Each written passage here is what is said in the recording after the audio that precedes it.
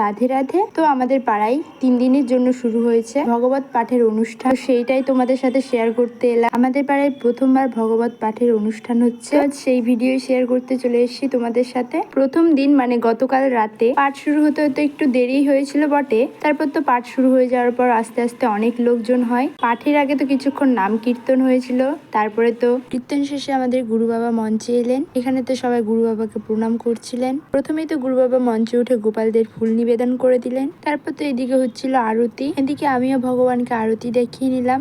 তারপর তো সবাই দেখি আরতি দেখাচ্ছিল। এদিকে তো গুরু বাবা ভগবত পাঠ করছিলেন। ওই নর্দমার মধ্যে নর্দমার কাদা বিষ্ঠা মূত্র গায়ের মধ্যে মেখে পরমানন্দ মনে করি, তুমিও তো তেমনই ওই সংসার রূপী ওই নর্দমার মধ্যে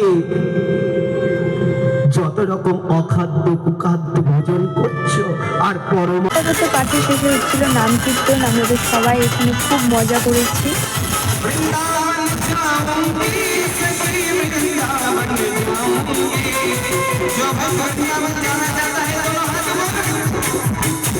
আর পেছনে যারা দাঁড়িয়ে আছে রাস্তাতে তারা যাবে না, একটু হাত ধরে সবাই আর প্রেম সে বৃন্দাবন ধামকি তাই বসো বৃন্দাবন যামকি সখী বৃন্দাবন যামকি हम मुझे